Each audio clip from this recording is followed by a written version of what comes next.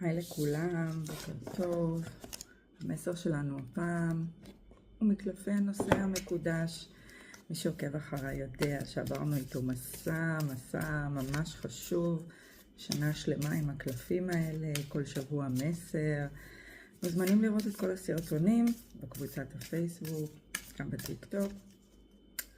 ובואו נראה מה הנושא אומר לנו היום. איפה אנחנו נמצאים? שימו לב, אנחנו מעפילים אל ההר.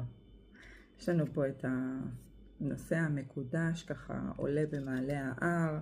מסביבו יש, מצד אחד יש לו שדה נחמד, ומצד שני יש הר מאוד מאוד גבוה.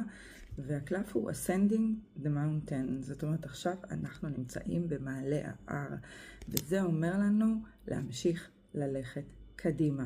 אנחנו לא יכולים כרגע לעצור באמצע, זה לא הזמן לנוח, זה לא הזמן עכשיו לקחת ולבדוק לאן אנחנו רוצים ללכת. אנחנו על השביל הנכון. אז אנחנו צריכים מה שנקרא לאסוף את כל המאמצים שלנו, לאגור את הכוחות שלנו ופשוט להמשיך ללכת. נכון, זה יהיה קשה, לעלות זה לא קל, אבל זה אומר שאנחנו בדרך הנכונה אל הפסגה. דרך אגב, אנחנו גם לא רואים פה את הפסגה. זאת אומרת שאנחנו איפשהו בהתחלה או באמצע השביל, אבל זה בסדר, לא צריכה לעניין אותנו הפסגה. צריך לעניין אותנו שכרגע אנחנו מרוכזים בלתת את כל מה שאנחנו יכולים, ולהבין שאנחנו במקום הנכון. אז קדימה, על פסגת ההר, לא לוותר.